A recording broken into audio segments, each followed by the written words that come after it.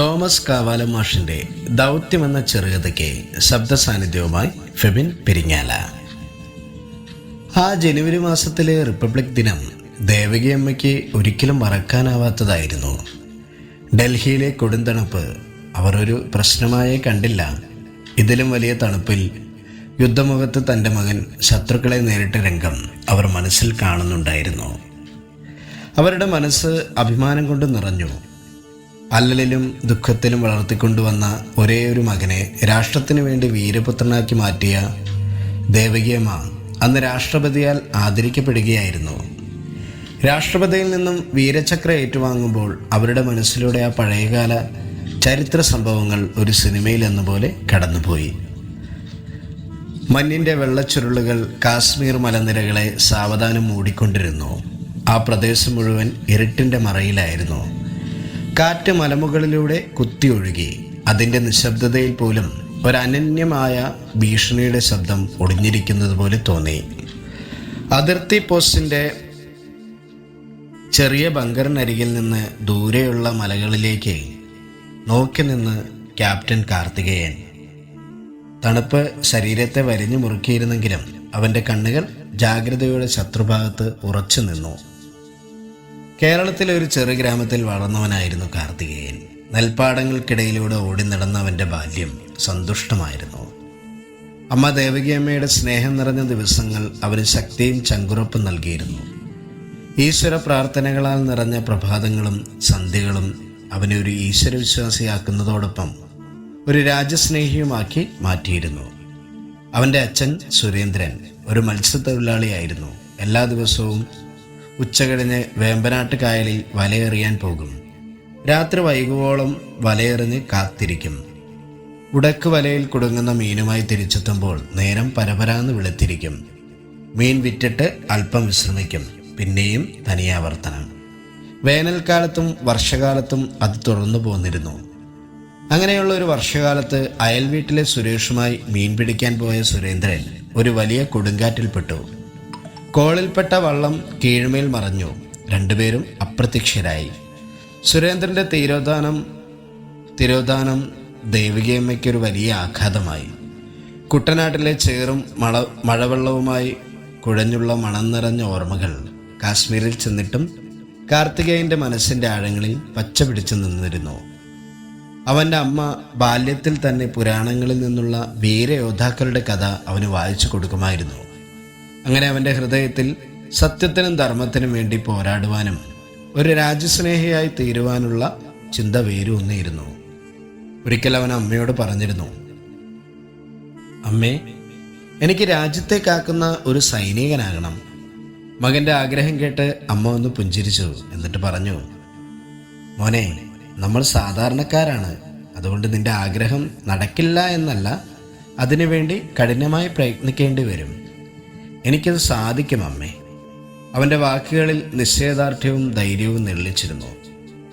പക്ഷേ മോനെ, അത്രയും അപകടമുള്ള ജോലി എന്തിനാ? അമ്മ ചോദിച്ചു. അവൻ അപ്പോൾ ചിരിച്ചു. അമ്മേ, ഒരാളല്ലെങ്കിൽ മറ്റൊരാൾ, ആരെങ്കിലും കാവലിരിക്കേണ്ടതല്ലേ? മരിക്കുന്നത് ഒരുപക്ഷെ ഞാനായിരിക്കാം. ഞാനല്ലെങ്കിൽ ആ സ്ഥാനത്ത് മറ്റൊരാൾ. അപ്പോൾ എങ്ങനെ വന്നാലും ഒരമ്മയ്ക്കൊരു മകനെ നഷ്ടമാകും. ഭയമില്ലമ്മേ, എനിക്ക് ഒട്ടും ഭയമില്ല. ഒരു പട്ടാളക്കാരൻ ചെയ്യുന്നത് ജോലിയല്ലമ്മേ, അതൊരു ദൗത്യമാണ്. രാജ്യത്തെ രക്ഷിക്കുക എന്ന മഹനീയമായ ദൗത്യം. കുഞ്ഞു പ്രായത്തിൽ തന്നെ തൻ്റെ മകൻ ആർജിച്ച ജീവിത വീക്ഷണത്തിൽ ആ അമ്മയ്ക്ക് അഭിമാനം തോന്നി. കാലം കടന്നുപോയി. ആ സ്വപ്നം സത്യമായി. ഇന്നവൻ കാശ്മീരിൻ്റെ മഞ്ഞുപാളികളിൽ നിശബ്ദമായ അതിർത്തിയിൽ രാജ്യത്തിനു വേണ്ടി ഉറക്കമിളച്ച് കാവൽ നിൽക്കുകയായിരുന്നു. അന്ന് രാത്രി മഞ്ഞ് കൂടുതൽ കനത്തിരുന്നു. ക്യാമ്പിനുള്ളിൽ സൈനികർ നിശബ്ദരായിരിക്കുമ്പോൾ വയർലെസ് സെറ്റിൽ പെട്ടെന്നൊരു അടിയന്തര സന്ദേശം മുഴങ്ങി. പിന്നെ അത് നിശ്ചലമായി. അതിർത്തി കടന്ന് ഭീകരർ കടന്നു വരുന്നു. പല ഗ്രൂപ്പുകളായാണ് അവർ നുഴഞ്ഞു കയറിയിരിക്കുന്നത്. ഇന്ത്യൻ ഭരണകൂടത്തിനെതിരെ കലാപം അഴിച്ചുവിടുകയാണ് അവരുടെ ലക്ഷ്യം. സമീപ ഗ്രാമം അപകടത്തിലാണ്. ഒരു നിമിഷം കൊണ്ട് ക്യാമ്പിലെ അന്തരീക്ഷം മാറി. കോപ്സ് ഓഫ് സിഗൾസിൻ്റെ കീഴിലുള്ള ആശയവിനിമയ വിഭാഗത്തിൽ ലാൻസ് നായ്ക്ക് ആയിരുന്നു കാർത്തികേയൻ. പെട്ടെന്ന് വാർത്താവിനിമയ ബന്ധം വിച്ഛേദിക്കപ്പെട്ടപ്പോൾ കാര്യങ്ങളുടെ ഗതി കൈവിട്ടു പോകുമെന്ന സ്ഥിതിയായി. അവൻ പെട്ടെന്ന് കാര്യങ്ങൾ മനസ്സിലാക്കി. അവൻ എഴുന്നേറ്റു. കനത്ത ഷെല്ലാക്രമണം തുടരുമ്പോൾ അതിനിടയിലൂടെ അവൻ ഇഴഞ്ഞു നീങ്ങി.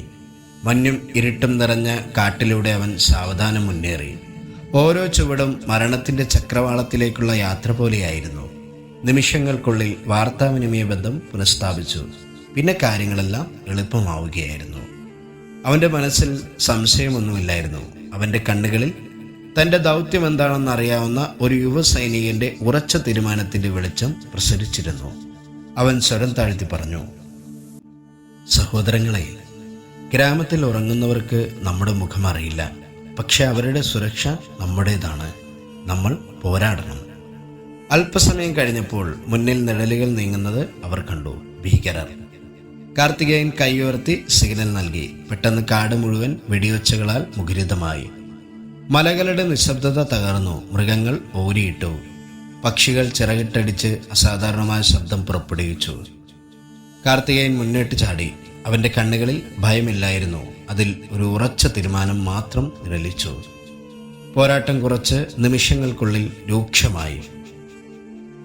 അവർ 5 പേരുണ്ടായിരുന്നു ആ ഗ്രൂപ്പിൽ. കാർത്തികേയൻ ഓരോരുത്തരെയും വ്യക്തമായി കണ്ടു. അവൻ ഒന്നിനു പിന്നെ ഒന്നായി നിറയൊഴിച്ചുകൊണ്ടേയിരുന്നു. ഒരു ഭീകരൻ വീണു. പിന്നെ മറ്റൊരാൾ. അവസാന നിമിഷങ്ങളിൽ പെട്ടെന്നൊരു വെടിയുണ്ട കാർത്തികേയന്റെ നെഞ്ചിൽ പതിച്ചു. അവൻ ഒരു നിമിഷം തളർന്നു. മഞ്ഞ നിറഞ്ഞ നിലത്ത് അവന്റെ രക്തം ചുവന്ന പതാക പോലെ പരന്നു കിടന്നു. എങ്കിലും അവൻ പിന്നോട്ടു പോയില്ല. അവസാന ഭീകരനും നിലത്ത് വീണപ്പോൾ മാത്രമാണ് അവൻ മുട്ടുകുത്തിയിരുന്നത്. സഹപ്രവർത്തകർ അവന്റെ അടുത്തേക്ക് ഓടി വന്നു. സാർ, നിങ്ങൾക്ക് ഗുരുതരമായി പരിക്ക് പറ്റിയിരിക്കുന്നു. അരുൺ ശ്വാസം പിടിച്ചു.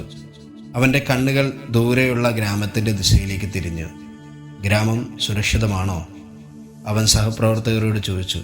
അതെ സാർ, എല്ലാവരും സുരക്ഷിതരാണ്. അവന്റെ മുഖത്ത് അപ്പോൾ ഒരു ശാന്തമായ പുഞ്ചിരി വിരിഞ്ഞു. മഞ്ഞുതുള്ളികൾ പതിയെ അവന്റെ മുഖത്ത് വീണു. ഒരു സഹപ്രവർത്തകൻ ഒരു മഞ്ഞുകട്ടയെടുത്ത് മുറിവേറ്റ ഭാഗത്തെ രക്തത്തിന്റെ ഒഴുക്ക് തടയാൻ ശ്രമിച്ചു. അവന്റെ മനസ്സിൽ അമ്മയുടെ ശബ്ദം വീണ്ടും മുഴങ്ങി. മോനെ, ഇത്രയും അപകടമുള്ള ജോലി എന്തിനാ? അവനുള്ളിൽ ചിരിച്ചു. അമ്മേ, ഇതെന്റെ ദൗത്യമല്ലേ? അവന്റെ കണ്ണുകൾ പതിയെ അടഞ്ഞു. ഏതാനും ദിവസങ്ങൾക്ക് ശേഷം കേരളത്തിലെ ആ ചെറു ഗ്രാമത്തിലേക്ക് ഒരു സൈനിക വാഹനം എത്തി. ഗ്രാമവീഥികൾ നിശബ്ദമായി. കാർത്തികേയന്റെ വീടിന് മുന്നിൽ ആളുകൾ കൂട്ടമായി നിന്നു. അമ്മ വാതിൽക്കൽ നിന്നിരുന്നു. സൈനിക ഉദ്യോഗസ്ഥൻ മുന്നോട്ട് വന്നു. അവൻ പതിഞ്ഞ സ്വരത്തിൽ പറഞ്ഞു, അമ്മേ, നിങ്ങളുടെ മകൻ രാജ്യത്തെ കാക്കുന്നതിനിടെ മരിച്ചു. ഞങ്ങൾ അതിൽ അഭിമാനിക്കുന്നു. ഒരു നിമിഷം ഭൂമി മുഴുവൻ നിശബ്ദമായതുപോലെ, ഭൂമി താഴേക്ക് താഴ്ന്നു പോകുന്നത് പോലെ ആ അമ്മയ്ക്ക് തോന്നി.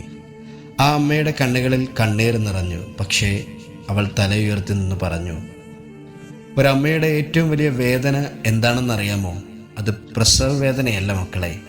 അമ്മ ജീവിച്ചിരിക്കെ മകന്റെ അന്ത്യകർമ്മം കാണാനിടവരിക എന്നുള്ളതാണ്. എങ്കിലും എൻ്റെ മകൻ അവൻ്റെ ദൗത്യം നിറവേറ്റി. ഞാൻ ചാരിതാർത്ഥയാണ്. തേങ്ങലിലൂടെ പുറത്തു വന്ന അവരുടെ വാക്കുകൾ ഇന്നത്തേതുപോലെ അവളുടെ മനസ്സിൽ പച്ച പിടിച്ചു നിന്നു. മുന്നോട്ട് ജീവിക്കാനുള്ള ഊർജം പകർന്ന്. ഓർമ്മയുടെ തീരങ്ങളിൽ നിന്നും ദേവികയമ്മ സാവധാനം ചുറ്റുപാടിനെക്കുറിച്ചുള്ള ബോധ്യത്തിലേക്ക് വന്നു. കനത്ത സുരക്ഷാ വലയത്തിനുള്ളിൽ രാഷ്ട്രത്തലവനാൽ ആദരിക്കപ്പെടുമ്പോൾ അവർ അനുഭവിച്ച നിർവൃതി അവാച്യമായിരുന്നു.